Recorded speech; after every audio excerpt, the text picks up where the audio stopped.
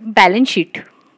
So today we'll be discussing about the horizontal form of balance sheet, which is used by the business, which is not covered under any accounting standards or the Companies Act, because according to Companies Act and accounting standards we require to make vertical form of balance sheet.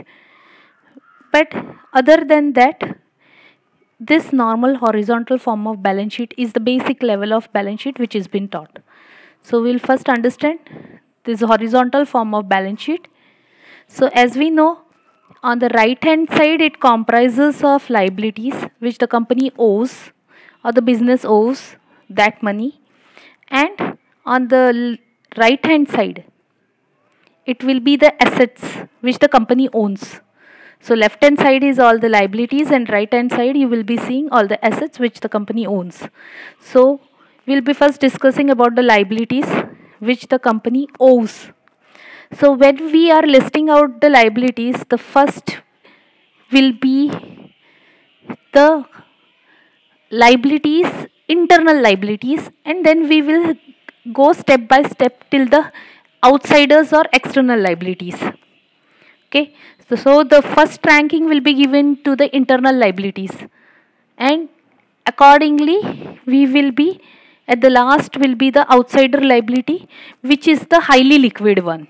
Okay, so first is the, so in the list of liabilities, the first one will be the capital which the owner had invested the initial amount in the business as the capital towards the business. Okay, so the capital is that amount which the owner has invested. So if it is a sole proprietor, it is his own money which he has introduced as capital in the business. If it is the partners, the each partners whatever they have invested the money in the business. And if it is a private company, also the people who are holding the shares, their money what they have invested in the business. Or if it is a listed company, then it will be the shareholders who have bought the equity shares of that company. Okay, so the money invested in the business by such investors in the capital of the business are the owners of the business, and that money is called the capital. This capital will be utilized for extension of the business, for starting the business, for the business long term investment purpose. It will be utilized for diversification. Okay, for the long term perspectives, the investments which are required, that will be sponsored, or that will be for that we capital, whatever the capital has been raised, it will be utilized for that. Reserves and surplus. Reserves and surplus are those things which are every year the company will be making the profits. The whole profits which it is not distributed as dividend. The whole profit they may not distribute as dividend or give away the profits to the partners. Some amount they may keep back in the business. That amount which is kept back in the business is called reserves and surplus. So this is also one of the type of money which the owners owns, but it's not in the form of they introduce money.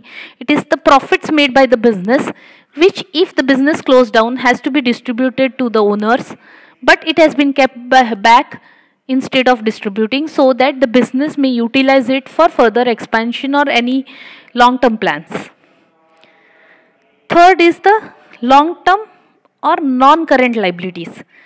Now when they say long term liabilities, here they are speaking more than 2 years, 3 years, longer than 12 months. 12 months means not the present accounting period, after that 12 months, later to that. Okay, so you can say more than 12 months, like now accounting period is finishing, after that 12 months, that after that will be the long term. Okay, so next 12 months, not next to next 12 months they are speaking. So it will be, you can say, more than 2-3 years, 5 years, longer period. So liabilities which are being raised, which are to be expected to be settled after 2-3 years, it will be falling in the category of long term liabilities. So these will be like loans, you can say, secured loans, unsecured loans, debentures. These are raised from the bank or from the people with the intention to be repaid after 3 to 5 years. Okay. So these are the long term liabilities, or else it is also called to be a non-current liabilities. Next is short term or current liabilities. Short term and current liabilities is correctly opposite of long term liabilities. Like if long term liabilities, when we say in next after to the next 12 months it should be settled, current liabilities is that immediately in next 12 months it has to be settled. And normally the current liabilities are those liabilities which are which raises which comes in the picture because of our normal operating business. Like best example is the creditors. Creditors are those from whom we have made purchases and we have to pay them in next 20 30 days or 3 months, like that, but it will be less than 12 months period. So that person from whom we have bought, he is our creditor because we have to pay him in the near future. So it will be he may give us the credit period of less than 12 months, it may be 3 months, 4 months. So he falls in the category of current liabilities. And this, why I am saying, because it is, these creditors are generated because of our normal operating cycle, because business is doing business operations require some purchases to be made, and because of that this liability has arisen, and that is the reason normally current liabilities are those liabilities which are expected to be settled during the organization's normal operating cycle. So it will be like normal, our operating cycle will be of 12 months, within that it is required to be settled. Okay, now it is primarily held for the purpose of being traded. Okay, these are for listing out other types of current liabilities. So whenever we have to understand whether this is a current liability or not, we have to find out whether any of this condition has been satisfied, then it falls under current liability. Any of this, I am saying, not required to be all to be settled, any of the following is settled, then it falls under current liability. So it is held primarily for the purpose of traded. So traded investments, these fall under current liability. It is due to be settled within 12 months, after the reporting date. So in next 12 months they required, after this accounting period, within next 12 months they require to be settled. Okay, and the organization does not have any unconditional right to defer the settlement of the liability for at least 12 months after the reporting period. Okay, this you don't require. So if any of this condition is satisfied, then it becomes a current liability, or else it will fall under long term, or else non-current liabilities. So any condition satisfied, it's current. If not any of the conditions satisfied, then it will be non-current liability. So when we are saying current liabilities, they have given some examples like sundry creditors, as I discussed. Advances from customers.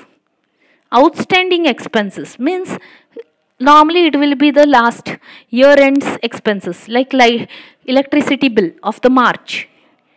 Books are closed on 31st March, but the electricity bill of the March may come in April, which we have not paid till 31st March. But we require to book that expenses in our book of accounts. So it becomes an outstanding expenses in our books. So these expenses will be, we can see it in our balance sheet in current liabilities, as we require to settle it in next 12 months. Bills payable, bank overdrafts, these are the examples of current liabilities. Okay, so any liabilities which in next 12 months required to be settled, which have been expected expected to be settled within the normal operating cycle of the business, which are being for traded purpose, and the company does not have any unconditional right to defer the settlement of it for at least next 12 months. These all fall as a current liabilities.